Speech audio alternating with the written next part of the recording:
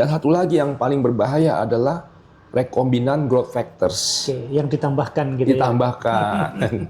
Jadi karena produknya sendiri minimal kandungan growth factornya, jadi ditambahkan dari luar gitu ya, itu yang tidak boleh. Nah, produksinya ini kan digunakan atau dilakukan di ruang yang punya fasilitas sangat-sangat steril, Oke.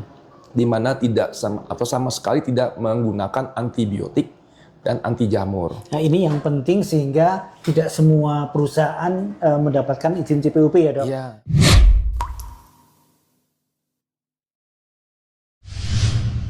Assalamualaikum warahmatullahi wabarakatuh. Para pemirsa sekalian, selamat bertemu kembali dengan channel Dr. Arif Nur Official. Saat ini saya sedang berada di Purwokerto, tepatnya di Batu Raden, tempat yang sangat asri ya, sangat dingin. Jadi lebih nyaman buat kita untuk ngobrol-ngobrol santai. Dan saat ini saya sedang memenuhi undangan dari panitia PIT PABDI Purwokerto untuk berbicara di sesi workshop ya. Dan seperti biasa tetap masih seputar stem cell gitu ya, karena memang itu saat ini yang sedang booming, satu terapi yang memang dicari banyak dokter ya, karena memang masih banyak ilmu yang bisa diambil dari stem cell itu gitu. Dan alhamdulillah saat ini saya berada dengan seorang ahli stem cell dari PT Bi Farma di Luhung ya, dari Regenik, dari anak Kalbe Farma. Dan ini satu kebaikan sendiri, satu kehormatan buat saya bisa berbicara dengan beliau di sini. Nanti kita akan bincang-bincang seputar stem cell dan produk metabolitnya yang saat ini memang sedang heboh ya, sedang banyak dibicarakan oleh teman-teman kalangan medis. Selamat pagi Dokter Sandi. Selamat pagi Dokter Arif. Sama-sama, salam sehat buat kita semua ya. Kapan nyampe dari Jakarta Dok? Sampai di Jakarta kemarin. Oh, baru kemarin malam. Ya. Bicara juga di workshop sama saya ya. Sama-sama Dokter Arif yang luar biasa. Baik. Dokter Sandi, ini kan ada satu peristiwa yang menyebabkan jadi teman-teman dokter itu menjadi banyak bertanya tentang terapi menggunakan sel maupun stem cell, dan mereka selalu menanyakan tentang efek samping nih dok. Apakah stem cell dan produknya itu memang ada efek samping atau tidak? Dan efek samping itu didapatkan dari produknya atau dari cara memberikannya atau dari apanya gitu Dokter Sandi? Silakan Dokter. Ya, jadi sebenarnya stem cell ataupun sekretom ini sudah diatur sama regulasi.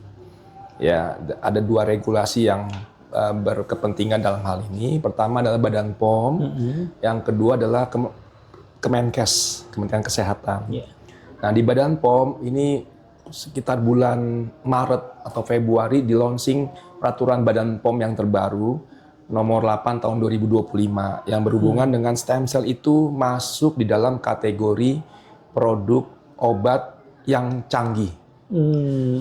Ya, produk obat yang canggih. Nah, sekretomnya masuk di dalam kriteria produk biologik, obat biologik. Oke. Nah, jadi beda berarti ya? Beda. Ya? Nah, dengan demikian kedua produk ini penting harus ada sertifikasi CPOB dari Badan POM. Itu sangat penting. Dalam kaitannya dengan komplikasi atau efek samping, saya melihat ada 3 poin penting. Pertama adalah fasilitas yang memproduksinya. Oke, jadi dari pabriknya ya? Pabriknya. Betul. Yang kedua, cara memberikannya, berarti ini dari klinisinya, dokternya. Dan yang ketiga adalah pasiennya tentunya. Nah, dari fasilitas produksinya haruslah berizin CPOB, cara pembuatan obat yang baik dari Badan POM. Ini CPOB itu berarti GMP itu ya dok? GMP. Nah, kalau dalam konteks klinisinya, dokternya, ini harus di dalam ranah Kementerian Kesehatan adalah dokter-dokter yang sudah mendapatkan kompetensi. Nah, saat ini kan kompetensi yang diberikan adalah kompetensi pelatihan dasar oleh Reja Silindo, ya kan, dan pelatihan yang advance nanti oleh para kolegium. Ya. Dan jadi mungkin perlu kita tegaskan ya bahwa di dalam Permenkes memang disebutkan bahwa kompetensi itu dikeluarkan oleh kolegium masing-masing.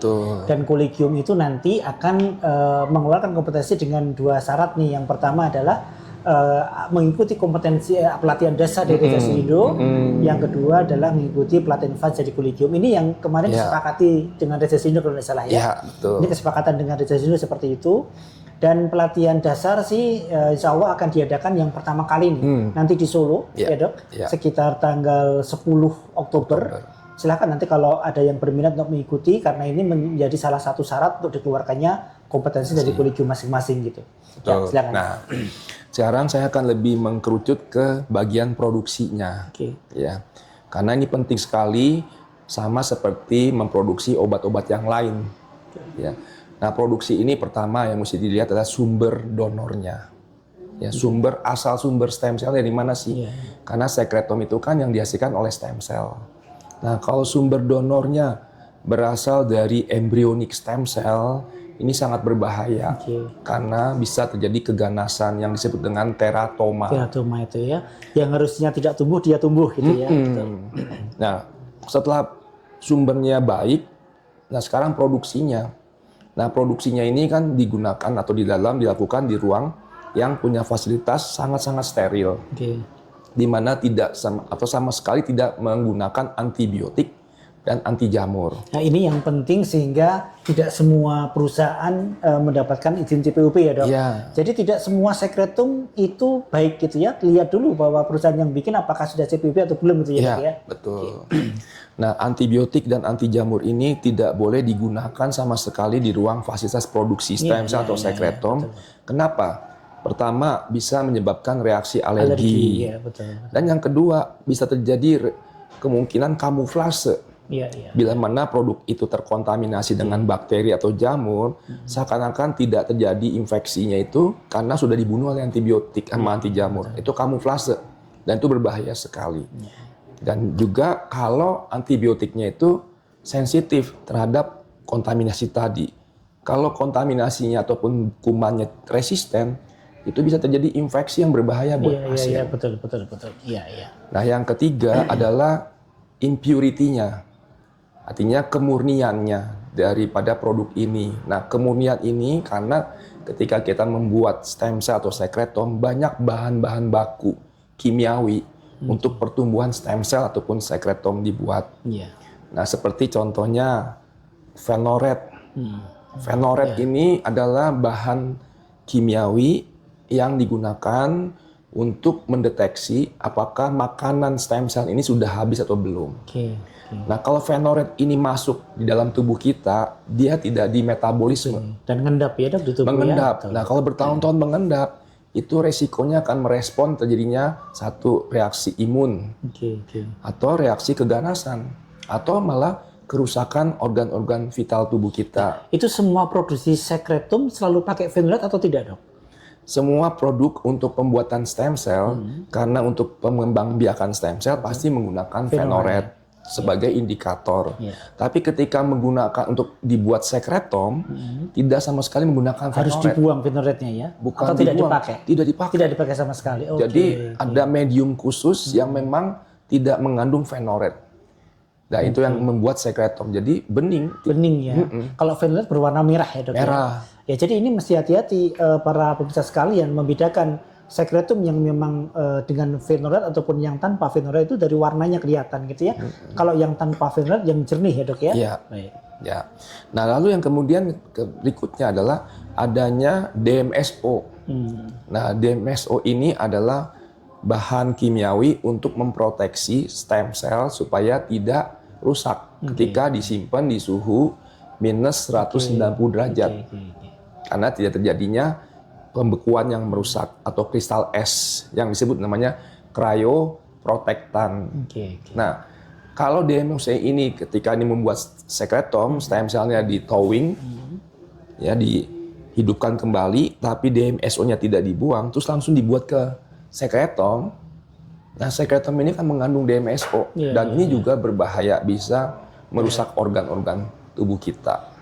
Jadi komplikasinya terjadi karena proses yang memang tidak sesuai standar ya, Dok. Betul. Kalau sekretomnya sendiri kan isu untuk apa? Untuk efek samping masih belum jelas ya, Dok ya. Ya, jadi kalau kita menggunakan produk yang sudah GMP standarnya dan CPOB, apalagi industri obat yang sudah membuatnya, kita bisa memitigasi resiko efek samping dari obatnya itu sendiri. Iya. Ya, karena kalau tidak, itu berbahayanya. Dan satu lagi yang paling berbahaya adalah rekombinan growth factors. Oke, yang ditambahkan gitu Ditambahkan. ya.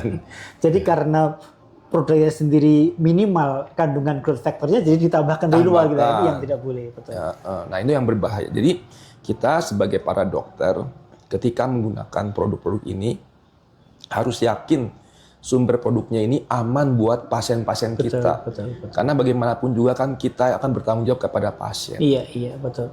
Jadi memang harusnya produk yang tanpa embel-embel tambah-tambahan tadi sudah cukup ya dok ya, Iya. untuk menghasilkan growth factor yang cukup, efektivitas yang cukup gitu ya dok ya. Betul. Nah ini yang penting sekali Pak Profesor. Kali ini kita langsung bicara dengan ahlinya karena beliau adalah direktur dari PT Bio Farma di Luhung ya, salah satu produsen dari stem cell dan sekretum yang sudah memiliki CPOP ya dok, JLP ya. Baik.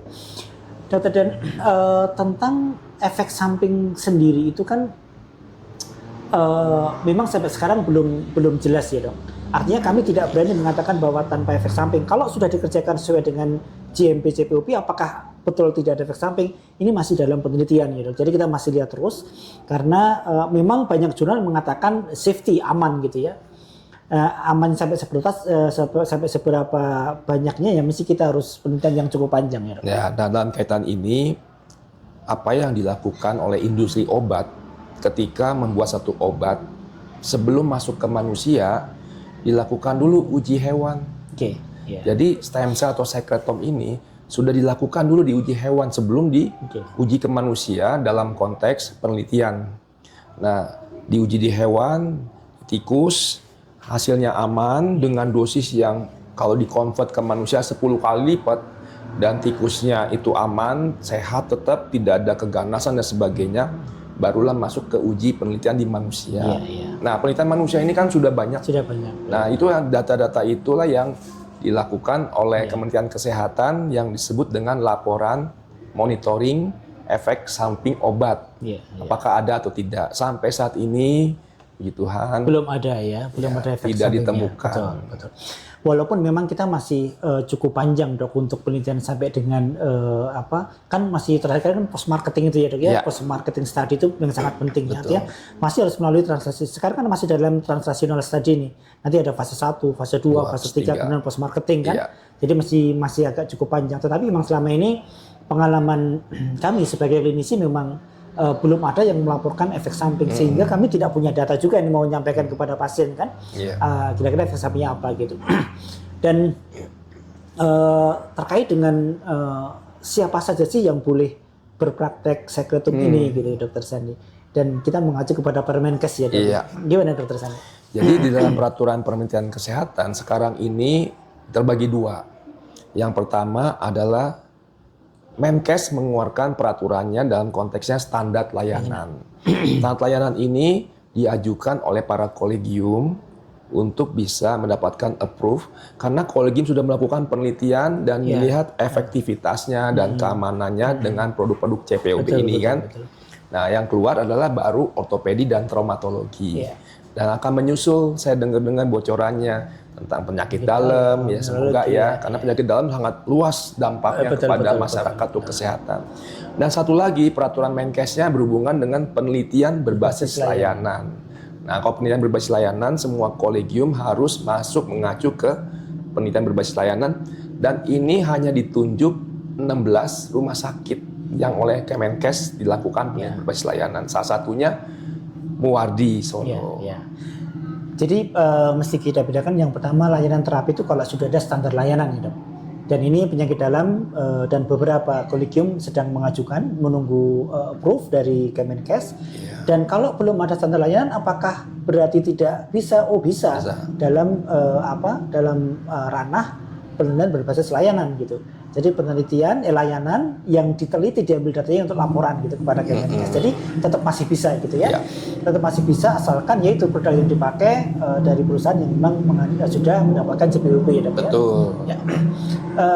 Dokter Sandi, untuk saat ini memang sudah ada beberapa yang sudah terstandar CPOP ya dok ya. Jadi mesti hati-hati juga nih untuk mendapatkan sekretum itu ya, tidak sembarangan sekretum gitu. Karena sekarang dijual bebas banyak ya dok ya. Iya, hati-hati. Sekali. Dan memang sudah diprediksi juga oleh Prof. Yamanaka bahwa akan ada banyak kejahatan dari stem cell ini. Hati-hati sekali kan, penipuan, mengatasnamakan stem cell dan lain sebagainya gitu. Baik, dan yang jelas bahwa kita tidak terlalu takut dengan sekretum ataupun stem cell, tetapi juga tidak sembarangan gitu ya. Jadi kita mesti dalam porsi yang pas gitu. Betul. Asalkan sudah ada penelitiannya dan dikerjakan oleh dokter yang kompeten, saya kira tidak ada masalah. Iya, betul sekali. Ada pesan apa dokter buat para pemirsa ini? Ya, jadi dari saya sekali lagi menggunakan produk obat terutama ya, kita mesti hati-hati dan bijaksana di dalam melakukannya.